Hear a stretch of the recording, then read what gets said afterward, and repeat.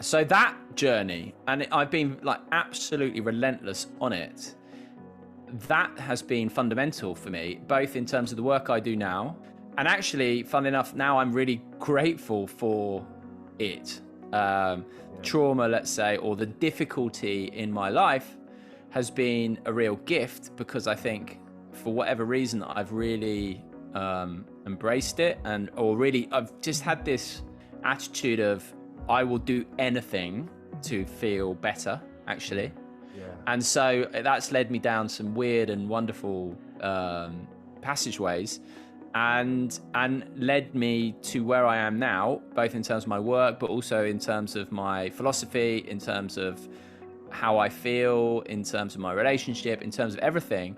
And and funnily enough, the answer is completely different to what I expected it to be when I set out on the journey to feel better.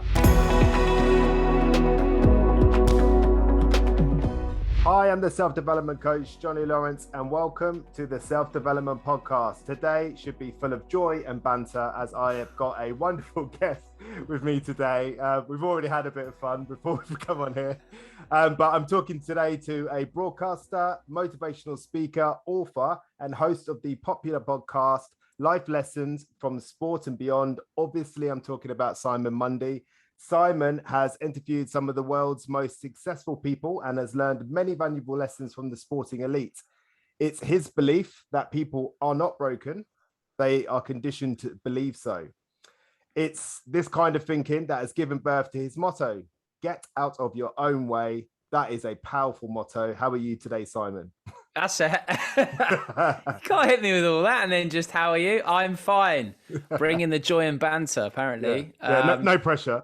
No pressure, mate. No pressure. I'm good, thank you. Thank you for having me. It's a pleasure. It's nice to see your smiling face. You have got a lovely smiley face, you know that. Thanks, mate. I appreciate that. So have you. You've got a warm, it's sort of contagious smile.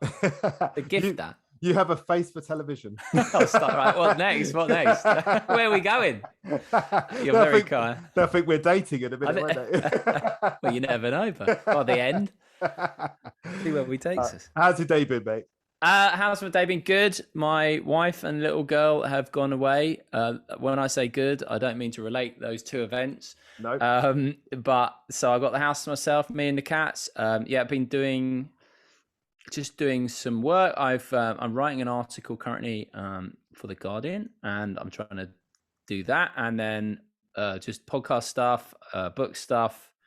Mate, it never ends. This is, do you know what, COVID's been a real blessing for me, because I just couldn't leave the house and get it all in. I don't even think I can, even in the house, but yeah. I can see that on your stories. I mean, 1 minute you're one place, and like if you look at the tags, like you're in the other side of London. It's like, what? Pretty sure he was the other side of London this about 10 minutes ago. That occasionally I'm popping into London, but like probably I would say I've left this house for work. So I do the Today program and I go into London for that, and that's quite cool because I get picked up at really early, silly o'clock. So if I'm doing a weekday, I get picked up at 4:30 in the morning by a taxi. Oh yeah, mate, it's painful.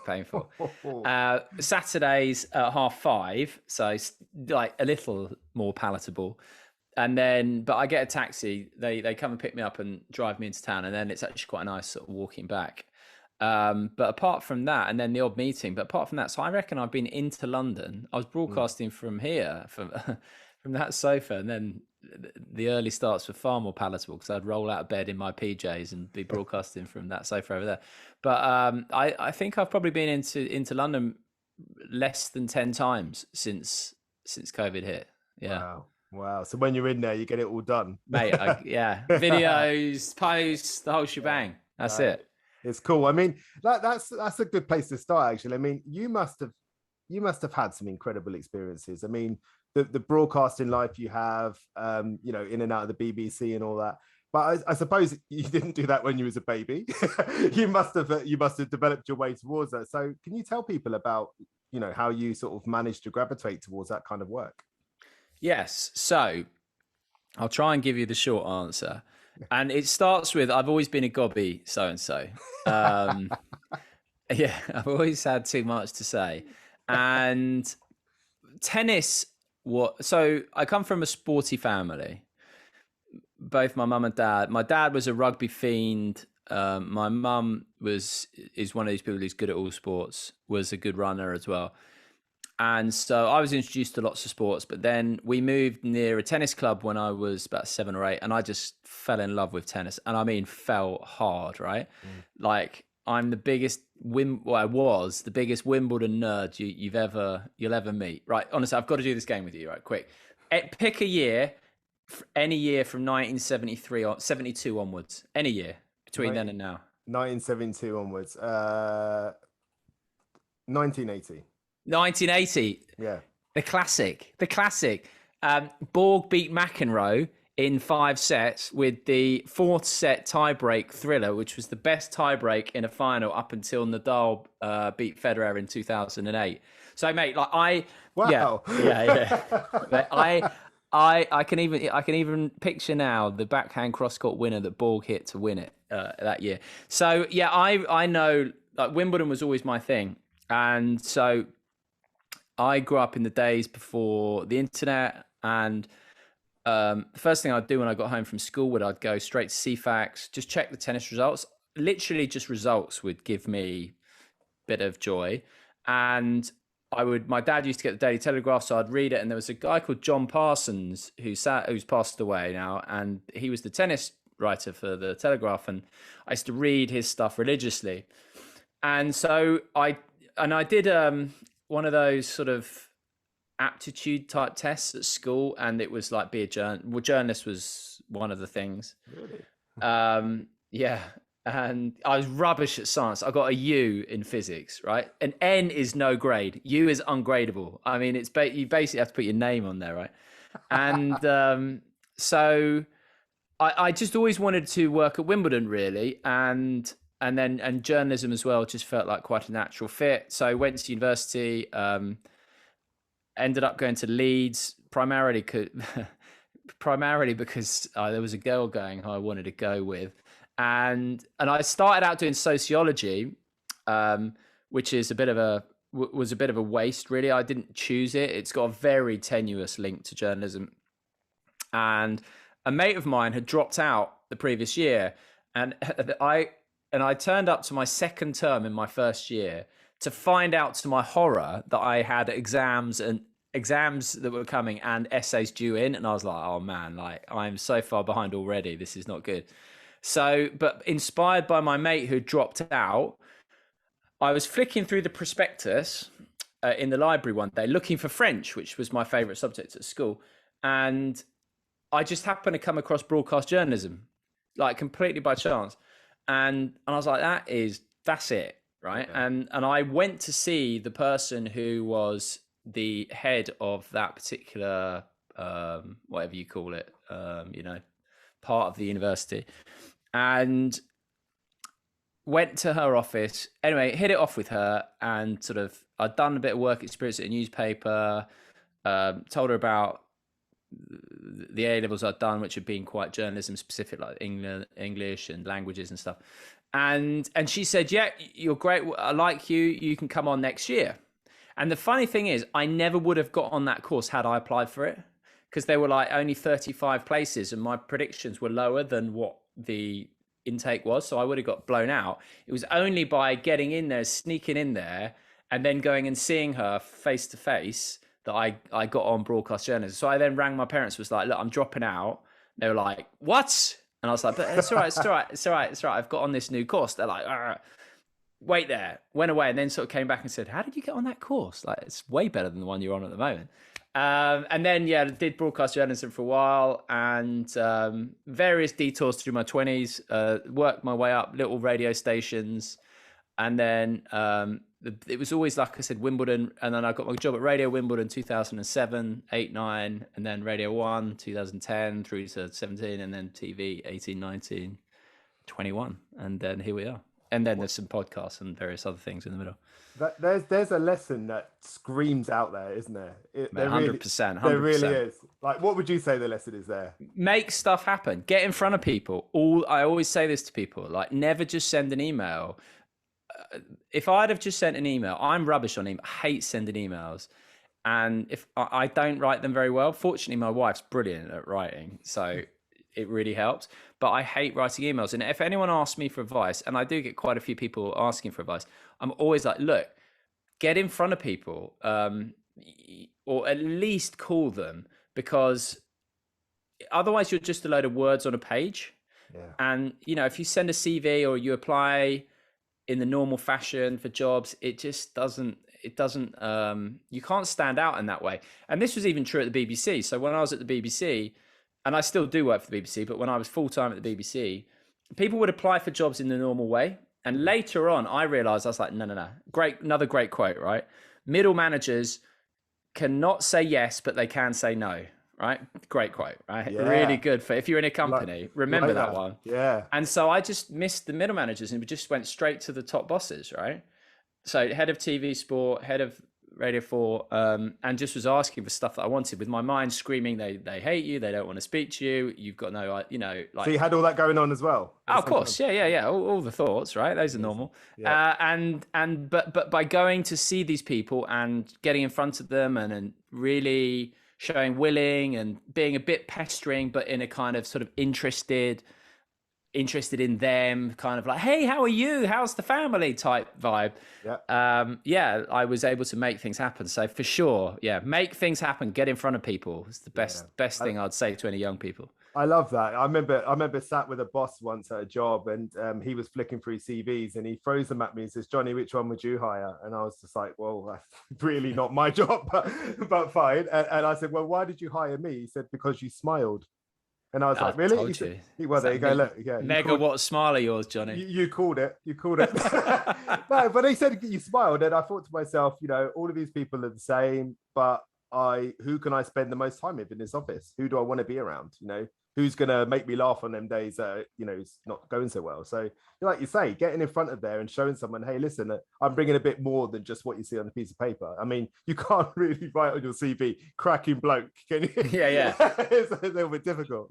Let me take you out, guaranteed fun. Yeah, no, it absolutely wouldn't work. And now, since I've left the BBC, well, so like I said, I'm still freelance, just to clarify, but I've set up my own company, doing this stuff. I own the podcast rather than having it on the BBC, etc., etc.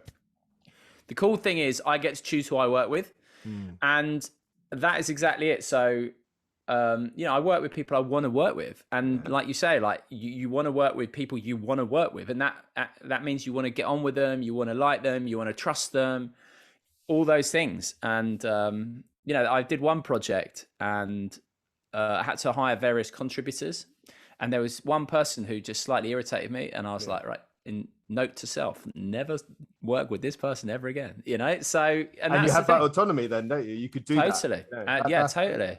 Rather than, you know, a big corporation like I was in, you don't have that, you know. Your boss can be Brent. I kind of think you'd love that though, a little bit. I would love that. That would be amazing.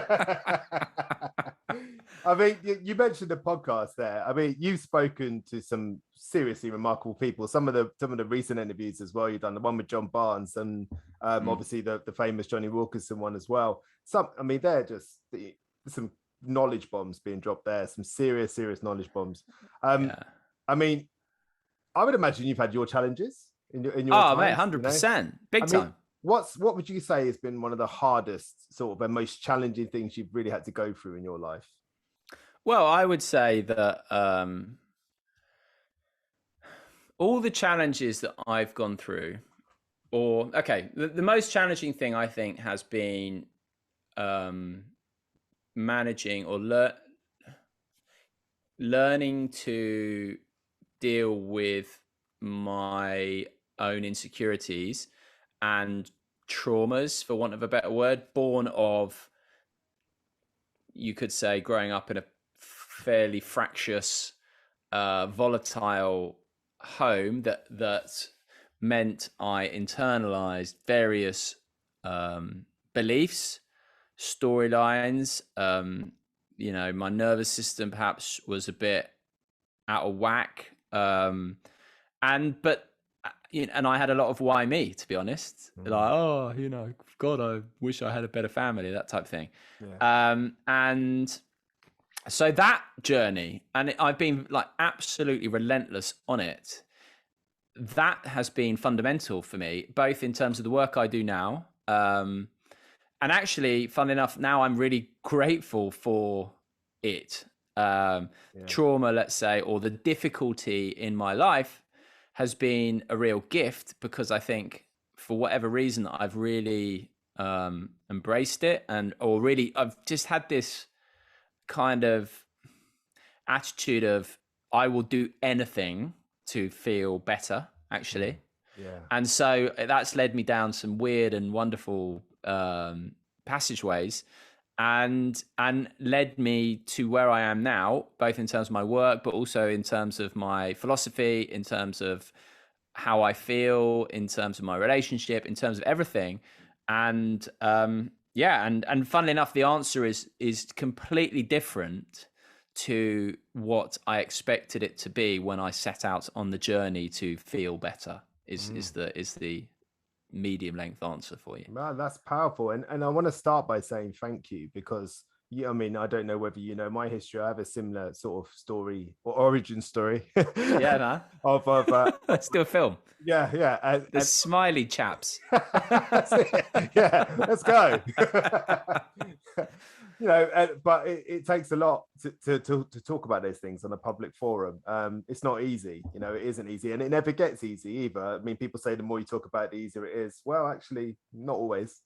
Some days it's a lot harder than others, you know. But I mean, something else I've already got the vibe from, just from the general sort of research that I've done before our conversation today, and just hearing you already, is you've got one heck of a never give up attitude. I can imagine that you do not give up no matter what. Like if someone Yeah, says you it's can't do, weird. matter of fact, the more someone might tell you you can't do something, the more you're like, hold my beer.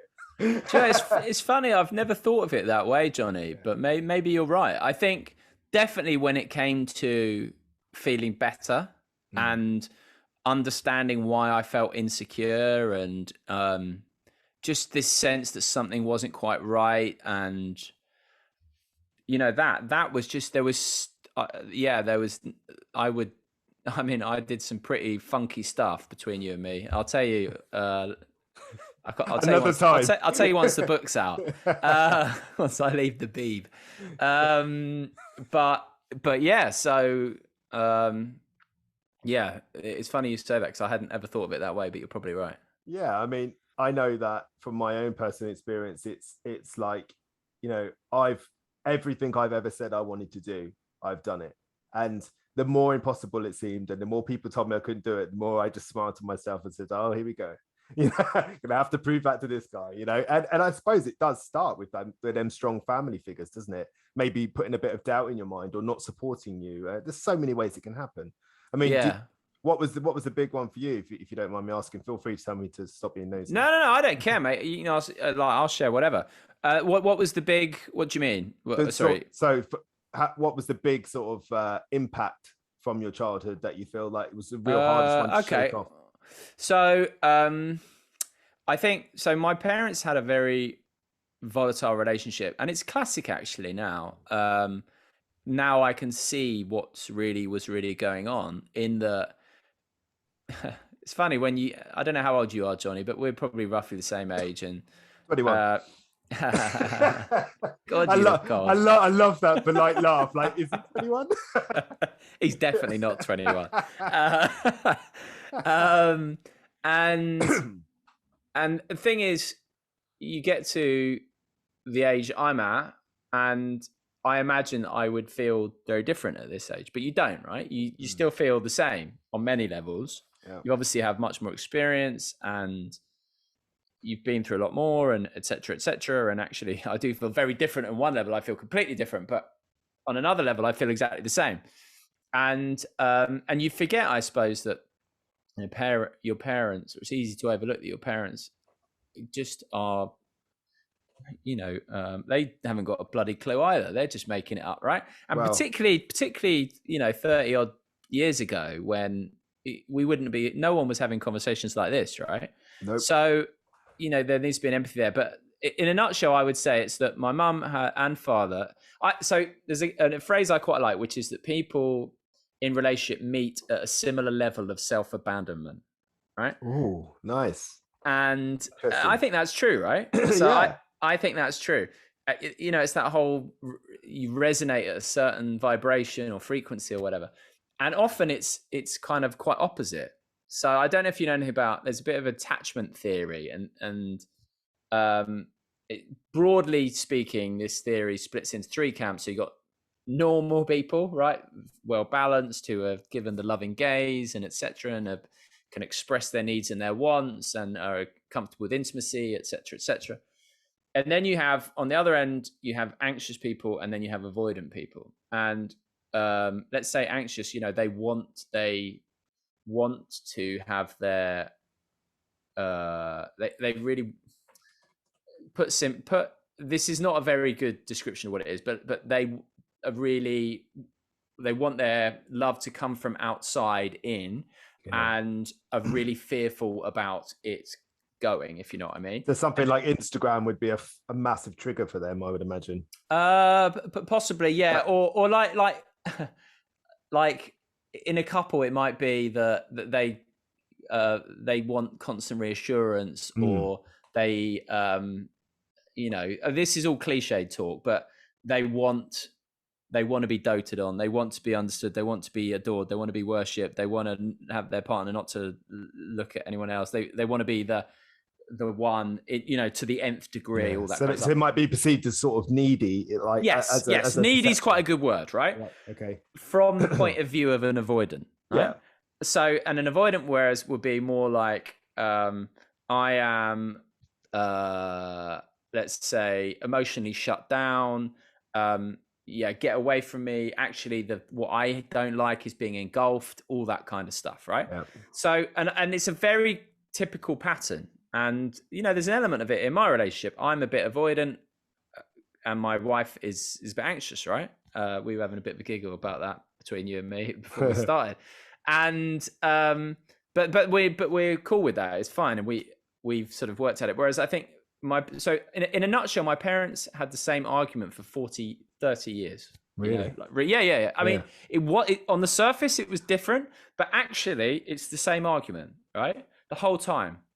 And so we grew up. My sister and I grew up in this environment that was it was just hugely volatile.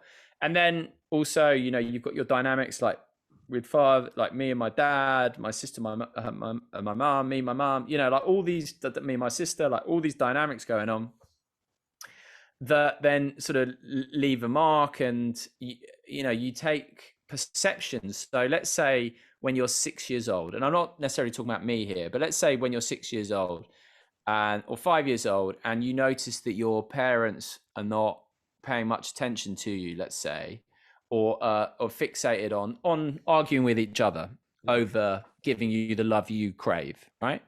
Now, as a child, you are likely to personalize that, because it's like, you know, I know you've got kids, and so that it's very egocentric.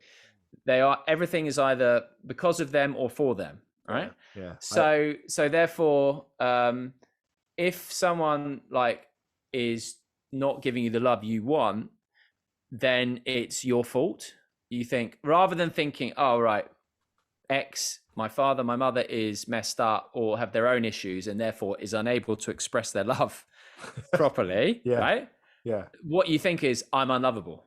And then Yeah. that gets internalized, and then that becomes a belief, and then that plays out through your future relationships in so many ways. And if left unexamined, can literally leave you feeling like that for the rest of your life, right? Yeah. And that's how I felt. You know, Imagine how many people feel like that as well. I think most do, to Yeah. varying degrees, actually. And in fact, I would say that if you really go deep, it's an inevitable consequence of the fundamental human misunderstanding. But yes, and so that for me, I think was primarily it, like being in that environment, and then personalizing things, and then internalizing beliefs about myself that became feelings about myself, that then became feeling like I had to act in a certain way in certain situations, and you know, feeling sad, but at the same time, like some people would think I was arrogant or cocky, and you know, all that stuff going on. And Sometimes it's interesting how sort of hurt people, or like people that are going through something, how it doesn't always present in the way people think it does. Like they might think, oh, they look sad. No, sometimes it can come across like that, like your arrogance, because you have that, you almost try even harder, don't you? You know, and I found for myself that actually once we had children, it opened up another Pandora's box, because you now have like this other perspective, and you're like, wait, I thought I'd sorted this, and now here it comes again. It's totally 100. Well, I think the box never stops opening. Like you, it's like a computer game, isn't it? It's like you just keep leveling up, and I think that's the beautiful thing of life. And the irony is that I think, like I said, my parents had the same argument for 30 years, right? You can get stuck on that same level.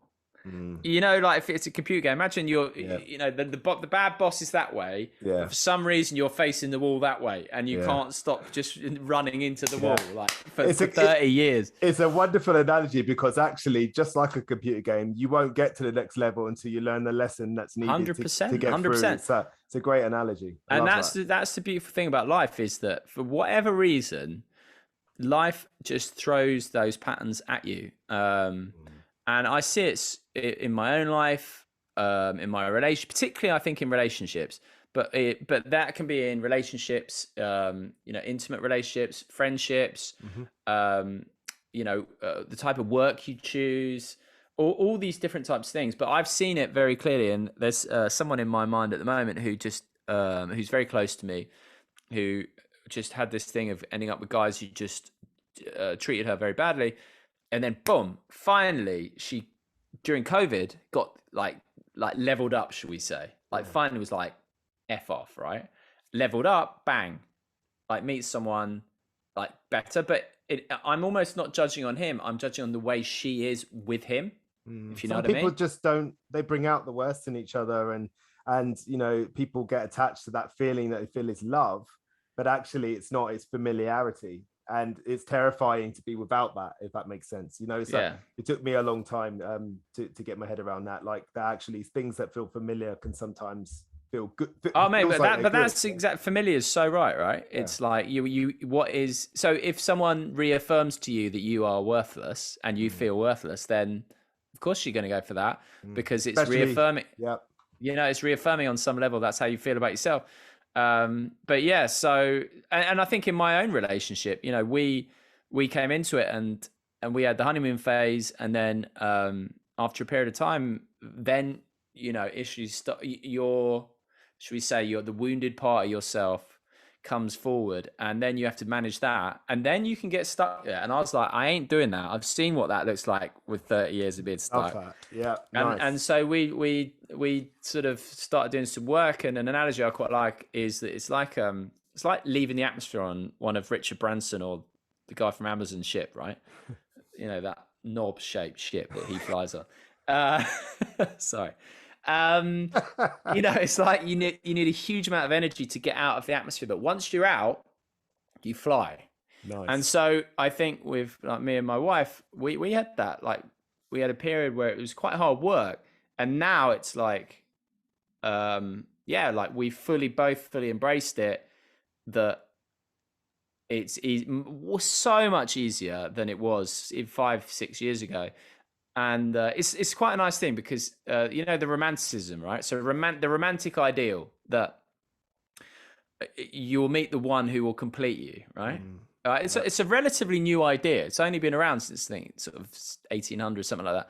But back in let's say the Greek times, they saw a relationship as a self-improvement exercise, because it's like a mirror, and that's what I like. I think there's a great Eckhart Tolle quote that's something like, if you accept that relationships are not there to make you happy, but are there to make you more conscious, then they are a great tool for that. Yeah. And that is beautiful, because then if you can embrace that, then the happiness comes with it, but you get the growth as well. And so you're right, because I mean, with a lot of relationships, you know, there'll be a conversation or a discussion or an argument, and the reaction is what you focus on. Like, you've annoyed me, you've made me angry. But it's your fault. but what actually I've encouraged many people in the past to do, is to look behind that. Is to ask yourself, okay, what was you feeling? And like, angry, you go, no. What was, you know, the anger was the reaction, but what was the feeling? And they go, Yeah. Well, they embarrassed me. Okay. What was it that embarrassed you? And then that's when you start making progress. But a lot of people, as you rightly say to Sen, get stuck on that anger and they Yeah, yeah, can't get yeah. past it. And then anger's very easy to go, it's your fault. It's your Yeah, fault. yeah, You yeah. know, Yeah, you yeah. know, but it isn't always, you know. But I mean, you've So spoken. just to add to that, John, just real quick, yeah, it's like I said this at my wedding speech, is when you've got a finger pointing that way, going it's a cliche, right? But there's always Yeah. four pointing back at you, and when you get triggered, like you say, that what the work you're doing there in trying to get people to look at that, like if you're getting triggered for something, but someone else isn't getting triggered for the same thing, then that means it's in you, and if you can embrace that, that means your partner becomes is just showing you where you're not free, basically. Yeah. That's it. Kids do that really well. They Yeah, do they that do really that well. great. Yeah. They are the best button pushers in the world. They're amazing. But I mean, you've spoken to so many sort of really interesting, really remarkable people, and they talk about their difficult challenges in their life. But what would you say was one of the hardest and most challenging things that you've had to, sort of I think that's the same question again, actually, isn't it? Sorry. That's all right. Yeah, yeah. That's all right. Sort of the harshest experiences that you've had that have sort of been real like lessons, if you will. The harshest experience. Well, look, I'm going to keep with my family. And I think that, funnily enough, I got an email from a listener this week talking about their family dynamics. I got a really long email, and it really reminded me of what mine was like, because I think when you're in your family of birth, often, and obviously every family is different, but often you can feel like you might take responsibility for someone else, or you might think, I can fix this, or you have a role within that, or whatever. And so for me, there was a moment in 2013 that was very fundamental. I was still quite several years into my self-development journey. But I had this sort of epiphany where it was a family meltdown, and I was like, I'll take them away, and don't worry, I'll be back. And I came back, and and in the back of my mind, I didn't even realize it. There was this idea of, I can fix this. And then I had this sudden realization that I can't fix anything, right? Like my family are not, or how it shaped up, the dynamic was not going to change. So the only thing I could do was to change me, even though even that later turned out to be an illusion. But yeah, so it was that I think was, for me, the great epiphany was extricating myself from the family dynamic and being like, okay, feeling the pain of my helplessness over others, but realizing that I had a choice in terms of me. And that was when everything went. Whew. Yeah. What can I control in this situation? And it's not even that. It's not even about control. It's about understanding that everybody's doing their bit in the world, and the only real thing that you can influence is what you're doing. And I think that's real wisdom. That's proper wisdom. Yeah, 100%. Yeah, harsh one to learn, though, isn't it? Mate, but a vital one to learn. Yeah. But all the best lessons are harsh. I think all the best lessons are harsh, mate. I believe trauma that. Trauma or sadness or insecurity often is your biggest blessing. Like I said, for me, for a long time, I was like, why me? Why me? Oh, blah, blah, blah. I see other people who seem to be a lot more secure than me, etc. Now I'm like, I'm so grateful, because it's given me an insight that I just wouldn't have got if I had had a much more cozy sort of upbringing, I think. Do you know what I learned? I learned this lesson. I used to work down the road from me here in a forest, and we'd plant all these trees, and we'd cut some other ones down and stuff like that. And I was always really interested in how these trees grow and how they like nurtured and developed and stuff. And what was interesting is we'd put all this stuff to bolster the trees and to keep them upright and all this sort of stuff. And then some of them wouldn't have that. The only ones that grew were the ones that were like right in the firing line of the wind. They'd been challenged by all the weathers. The soil wasn't so great. And what it had done is it had learned to be tough. And the rest of them that had had all the stands, as soon as we took the stands away, blown over. And I just thought to myself, there's a lesson there for life, isn't it? It's Mate, like that sometimes is those things that come at us, like they feel horrible at the time, but 10 years down the line, 15 years down the line, you go, wow, thank goodness yeah. I learned that lesson early doors, Mate, 100%. Nature gives us all these clues, right? I swear, all the absolutely. time. Like, Yeah. if you look out, like, there are all these clues out there. But yeah, I always say, don't rush to label things as good as bad. And the amount of people I've spoken to who've been through really terrible things and they've ended up being a blessing, and equally really amazing things that have ended up being pretty, depending on how you react to them, like not necessarily that great. So yeah, I just think just roll with stuff, and just because something isn't enjoyable at the time does not mean it's bad.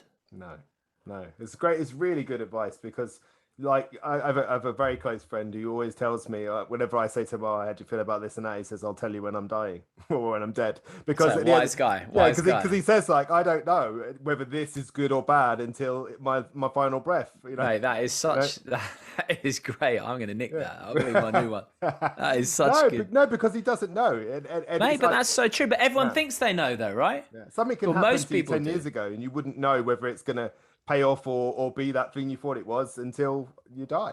Let me give you a very quick example. I interviewed John McAvoy, who's this guy who was sentenced to life in prison for armed robbery, right? Like maximum security, had grown up with the hardened criminals, was like, I would rather die than go to prison, right? Try to do a getaway from the police. Now, like in prison, had this epiphany, completely changed his life. Now he's like, that was the best thing that could happen to me. He would have rather died than go to prison, but actually, it was the best thing that could happen to him. So just this, or let's just say the mind. Honestly, take it with a pinch of salt. That is my best advice. Well, it's just as you said, like as I said at the beginning, it's that conditioning, isn't it? It's that Yeah. conditioning for us to prejudge everything. Like sometimes my children, they'll tell me something's going to be rubbish like days before it even happens. I'm like, how do you even know that? 100%. How do you know? We just booked a trip to South Africa. The little one's already whinging about it. Yeah, I know. And it's funny. Yeah, gosh, they're mindful, aren't they, children? Like they just trigger you all over the place. I get cross at my boys and say, "Oh my gosh, they've got this wonderful life," and they moan that the Wi-Fi's not working. And I'm like, "Are you kidding me?" Yeah, but It's like like some massive... no one's got perspective, right? Like no one has got perspective. Like over here, we think we have it tough. I remember I did an interview series and I interviewed someone in Uganda who was going on about how she had just got enough money to buy a goat and she was flying about it. And it's like it's all, we're all in our own little drama, little movie. It doesn't really matter. And also, having all the luxuries in the world does not make you happy. Like that's a fact, right? I mean, look at, Robin Williams or anyone like that these people who are quote unquote successful, adored, loved, full of approval. Nah, like inwardly, not true. So, I've met a but guy yeah, one last thing on kids. Like, yeah, they teach us, but also what's funny is when my little girl goes, you've made me so mad. I'm like, God, like that's hilarious. But we all do that. It's just they say it out loud. Yeah, absolutely. Yeah, they do. And it's interesting. I wonder what the world would look like if we could just speak our mind a little bit more. Not on everything, but I mean, like, like your daughter did there. So you've made me so mad. I mean, that is incredibly fantastic communication. You've really annoyed me. It's like, where you stand. And I don't think that's always the case, is it, with people? No, true. I mean, the fact of the matter is, though, equally, it's like, I'm like, no, darling, just to get this clear, no one can make you mad. Like you're mad. I've done something. You feel mad. Stop meshing the two. But we all do that, Nice, good communication. I like that. Yeah. You're now mad. go to your room. I agree. I agree that you're mad, but it's just not my fault. Yeah. I like that. Yeah. I wonder if you could go back in time, what advice would you give yourself, and at what age? Do you know, I was thinking about this, and I probably wouldn't give myself any advice, only because then who knows? It's like playing with like Michael J. Fox, right? Like Mm. messing with the future, right? Yeah. I just think that they're just, like that whole get out of your own way thing is Mm. that the more um, you can get in line with life and actually not be like, I'm in the driving seat and need to control everything to the nth degree, Mm. then better. So I wouldn't want to go back and be like, I know better. Then perhaps I needed that experience or whatever. If someone came to me who was me, but not me, Mm. I would probably say like, what would I say? I would probably say things like, you'll be fine. Yeah. um, just take responsibility would probably Yeah. be the best thing I'd say. It Yeah. would be like, don't look out, look in. Like it's the old, society. We think, for example, that the job, the car, the relationship, the money, the lottery win, whatever it may be, the cats will make us happy, right? Yeah. The approval, the World Cup win, the Olympic gold medal. But actually, it's nothing, no thing can make you happy. Actually, happiness is always there. It's just obscured. It's like the blue sky, and then there's just clouds that are there, and those clouds are you. Yeah, I mean, it's just like anything, isn't it? Like happiness is there in and out of the day, isn't it? Like it's happiness in every moment, throughout the day. Really, I feed a crisp to my dog and I laugh my head off because it's the funniest thing ever. That's happiness, but it's a temporary moment. I think sometimes people chase happiness as if it's this constant state when actually it isn't. It's a moment, just like other things. You can be content. You can be content in life, but So yeah, happiness all the that's a nice distinction, I think, yeah. is like between content and happiness, Mm. because like there's a real limitation with words, Mm. because I happiness agree. means different things to different people, right? Yeah. But so I like contentment. For me, it would be peace, right? Oh I was yeah. searching for peace for a Mm. long time. Yeah. I now have peace, Yeah. and actually peace was there all along. I just didn't realize it. Oh, I love that. I absolutely love that. I mean, just the way you answered that question when I asked you about what age, like you didn't say it, but I just got that feeling, and you go back to that young version of yourself, that young boy that was witnessing that arguing, and you said it. You actually said it'll be all right, because I know, as you obviously know, then moments doesn't feel like it's going to be all right. No. This is your sort of view of the world being sculptured. Yeah, yeah, yeah, This yeah. is all your markers of how to behave in life being shown to you. And as you say, being fair to parents, now we're parents, we get it. It's hard. It's really Yeah, hard, yeah, yeah, and you of can only do course. your best at the time. And we're very lucky that we live in an age where there's lots of information and that people are having these type of conversations. Absolutely, yeah. You know? Like therapy, various other modalities, and there are so many different ways of exploring and looking inward, and they just weren't around in the same way Yeah. 40 years ago. That said, I still think there's a real onus on whoever, like, you've got to take responsibility for your stuff. And so, like, I put a post out recently, and this is something I quite strongly believe in, is that that there's that phrase now, it's okay not to be okay. Mm-hmm. And it's very true, obviously, but the risk is people get stuck there. Yeah. And actually, it's like, you can do the work. It's okay to do the work to be okay. Yeah. And that can mean different things to different people. But and ironically, often, if you really go deep, you realize, you were okay all along. Yeah. But that I do think, whether it be understanding the patterns you have, the dynamics you have, putting your hand up and saying sorry, and or just taking responsibility. I think that's the key thing. And I think no matter how, whether you were born in the 20s, the 40s, the 70s, the 90s, whatever, is taking responsibility is step one for everybody, no matter what age. Yeah, I think that's fantastic advice. I really do. I mean, like, no, it's not an apology as such, or it's not a forgiveness or whatever. You know, have that responsibility for like, hey, listen, I take responsibility for what I did or for my part in it or whatever. That has a very powerful effect on someone's relationship, I would imagine. Oh, mate, 100%. And also, funnily enough, I think if you take responsibility and if you apologize for things, for example, actually you're freeing yourself more than the other person. Yeah. You know, I can think of about 3 examples in my life where I've said sorry, knowing full well I wouldn't. Let's say there was a 50-50 argument, which is often the way, right? Well, it's generally the way. It's 2 to tango, that old cliche. Yeah. But I know I've said sorry, knowing full well I wouldn't get one back, and that I'm fine with that. And that actually, really, I'm not only doing it, but I'm doing it to free myself of the burden. Because it's that old saying of I think it was attributed to Buddha.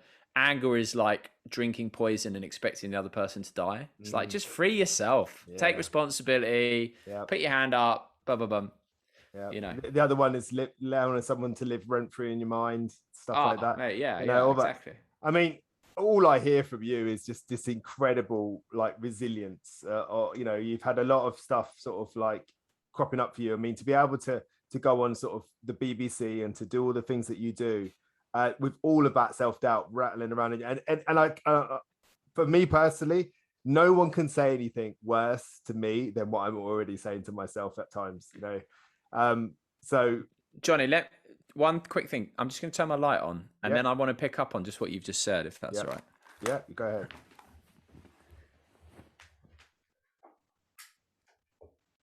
Ta-da! You was getting darker and darker. I was like, "He's still there?" Back in the room.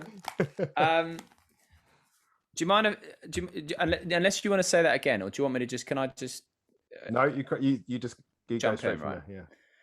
So you said the things that you're saying to yourself. No one can say the worst things than the things you're saying to yourself. So I would assert that it's not you that's saying those things. It's like for me, the fundamental misunderstanding is to think that our thoughts are who we are, and the voice in our head is who we are. And actually, no, right? If you're not your thoughts, you are aware of your thoughts. Yeah. And so it's very normal to have doubting thoughts, to have the doubting storyline, right? It doesn't go. It never goes. No. I gave a talk very recently, you know, beforehand, I'm still nervous. The voice is still there, right? Before I would have tried to resist it or get rid of it or whatever. It's like, no, it's fine. It's like, it's there. It's just like, I don't know. It's just like my left hand's always there, right? Like it's not going anywhere. I'm not going to, damn left hand, get rid of it. It's like, no, it's like, it's there. I do not recommend that. No, exactly. But so I think for me, it's about, if you can recognize that the voice in your head and your thoughts are not yourself, then it doesn't really matter what they're saying. Whether they're saying you're the best thing since sliced bread, high self-esteem, in other words, or that you suck and, you know, like no one likes you, blah, blah, blah, whatever, then it doesn't matter the content. It's just like, oh, a thought is just a thought, and you are aware of it. And that I think you get that, and it doesn't really matter. Like if I give you a quick example, if I'm well rested, stress free, everything's good, right? House to myself, etc. I'm kidding. I'm kidding. I was going to say, you better be careful. I'm kidding. Love you, darling. All that stuff, right? Then thoughts that will come in my mind will naturally be of a more positive nature. I go out for a bender, right? I've got a deadline looming. I've had a row with someone, you know, et cetera. The thoughts are naturally going to be more negative. And so I remember speaking to Johnny Wilkinson, who's like, he went through lots of injuries in his life. And sometimes he'd be like, oh God, I missed out on so many England caps. And other times he'd be like, oh, that was the best thing. I learned so much. And then he stopped and thought, hang on, how can I have 2 stories for the same past? And he was like, actually, I realized there is no story to the past. right? And that's the Yeah. thing. It's all just stories, right? And if we can just recognize that a story is just a story, a thought's just a thought, and we are the space in which it all appears, it's all gravy. It's definitely a remarkable perspective. I mean, I suppose the challenge comes there of how it feels, and that's the bit that people can't seem to rattle the way out of. And that just takes, as I've heard you mention before, potentially learning to sit with that for a moment. And advice that, or perspective that I've given in the past, is to take a more playful nature with yourself. Like I know that when I've had challenges before, a go-to for me was to be hard on myself. Oh, why can't I do this? Why can't I do that? Oh, I'm so stupid, or I'm so this. And now I just laugh and go, there he is again. It's that guy. That guy getting on my case again. And once you do that, once you have fun with it, I found once you start to laugh a little bit at yourself and not take it so seriously, Yeah. becomes slightly easier. It's not an easy thing to do, but if it's holding you back, I think you're absolutely right. You do have to sort of recognize that. I mean, it's a beautiful way you say it. It's not your voice. It comes from all them external cues. Yeah, like, we think we choose our thoughts, but actually, like, we don't. Like, thoughts just pop up of their own accord. Yeah. And the same is true of feelings. So feelings come, and they can be uncomfortable, and it's particularly bad now because for the first time in human history, like, we don't have to be bored. So it's so easy to distract ourselves that when uncomfortable feelings come up, people are so unused to sitting with them. But same is true. We are not our feelings. We are aware of our feelings. So the best analogy, I think, is just to think of yourself like the blue sky, and we are the blue sky, and thoughts and feelings are the clouds and the weather comes and goes, but the sky never goes anywhere, and is never disturbed by the weather that appears in it. And yeah, like that's it, is that we are that blue sky. We are aware of thoughts, we're aware of feelings, we're aware of perceptions, we're aware of sensations. We are awareness. Yeah, that's really nice. I mean, running through this, as I said, it is resilience. I mean, what have you learned about resilience, and how can people become more resilient in this sort of crazy world that we live in? Okay, a couple of practical things. Stop watching so much news. I learned that. I learned that in lockdown. I Yeah, mate, 100%. Like, really I put a an app timer on my phone, so I've only got like 30 minutes or 40 minutes a day, like, you haven't done it on Zoom, right? It's like, we'll be well over. We'll be well over. Yeah. Putting money in the box. So that allows me just enough time to sort of post what I need to post, and that's it. But I've stopped reading the news, even though I'm a journalist, which is, so don't tell anyone. So pretty much stop reading the news. I get the week. So that's one practical thing. I think obviously stop scrolling. I think resist the impulse to grab your phone. For example, you're waiting in a queue, you're waiting at for a train, whatever. Like, when there is a natural pause in your day, like I had to go to the pharmacy today to pick something up, like there's the impulse to grab your phone, like, or sit in a doctor's surgery. I had a flu jab yesterday. Don't go there. Just sit there and notice, like, what can you see, what can you hear, what can you feel, what can you taste, what can you touch. I can feel my bottom on the chair now. I can feel these headphones on. I can see you. I can feel my hands rubbing together, whatever. So I think those are a couple of practical things. Less news, and just grab the opportunity to be bored and to be present. I mean, we're always present, but actually, grab that opportunity to not just get sucked into the phone, because it's not good for you. So that would be one thing. And then the other thing I think is just very simple, is to understand that, like your mate said, like, you don't know if something's good or bad until you're dead, and even then you probably won't know.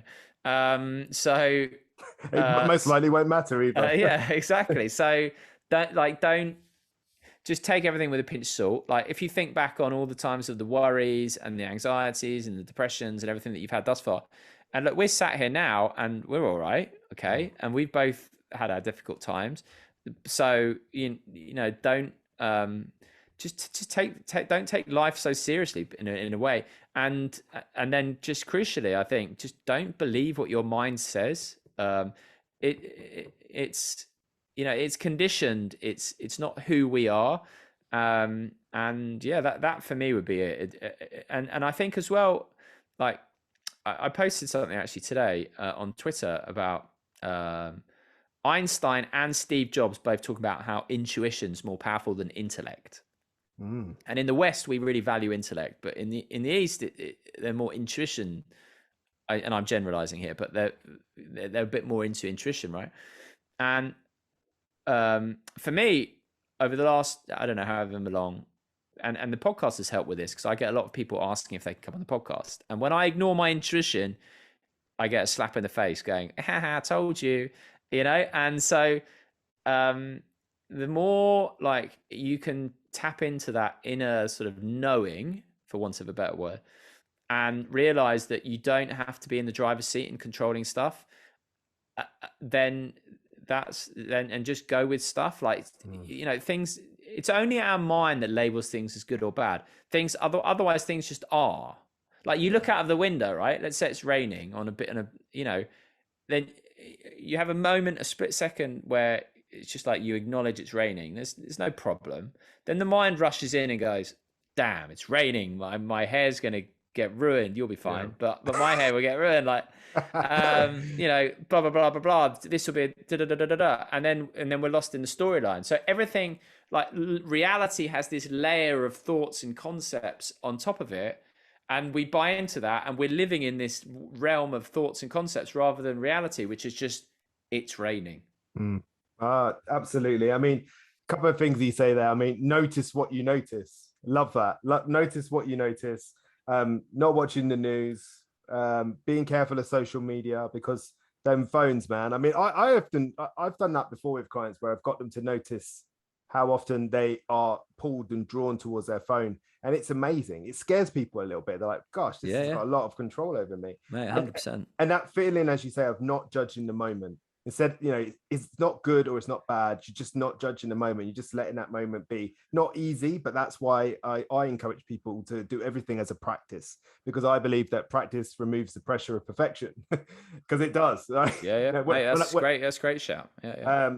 But also, when you speak to older people, they always say the same thing. Some variation of just have more fun.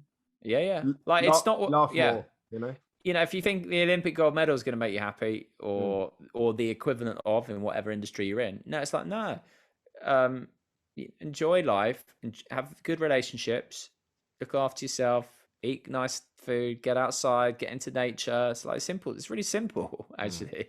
Yeah. It's really easy. Yeah. I love that analogy you use about looking out the window, it's raining, and then all of the thoughts that come flooding. And I think that's a really relatable way to explain it, because I think we've all done it. We've all looked out the window and just thought, right, just want to give up on my day because it's raining.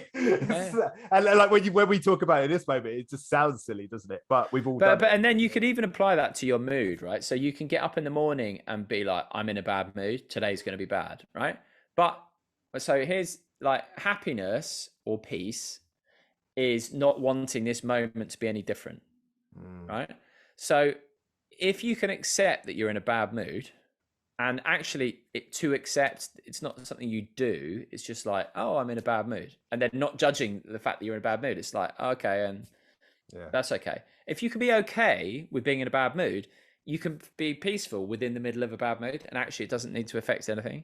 So it's just that whole, it's just not getting lost in this, we label other labels and judgments, and it's just this non-stop stream of stories and judgments and labels and concepts that the less we buy into them, the better. Yeah, and you're absolutely right. You really are absolutely right. I mean, it's funny, isn't it? There are even some people that will defend their bad mood. Like 100%. I know some people wear it like a badge of honor, right? Yeah, they do. And I've tried to cheer my wife up sometimes, or one of my kids. Nah, man, bad plan. No. And like trying to make them laugh, and I could see they want to laugh, but it's like, no, I won't laugh because I'm in a bad mood. I'm committed to it. I'm in. Yeah, absolutely. I mean, just before we close up, there's one conversation that I've been dying to have with you, because we both share a passion, and that is a passion around acceptance. Yeah. Tell me about your passion towards acceptance, because I've heard you speak about it quite a lot, and I was quite excited about the idea of having this conversation. So talk to me about acceptance. Well, it's interesting because I think that people think acceptance is something you do, but actually, for me, acceptance is a non-doing. Mm. You can only not accept. And what I mean by that is, again, it's the story of this moment should be different. This situation is not how I want it. Reality is not how I want it to be, and is not how it should be right now. That's non-acceptance, right? Whereas, and that's just the thinking mind. The thinking mind is, or the mind labels things as good or bad. Whereas there's a part of us, right?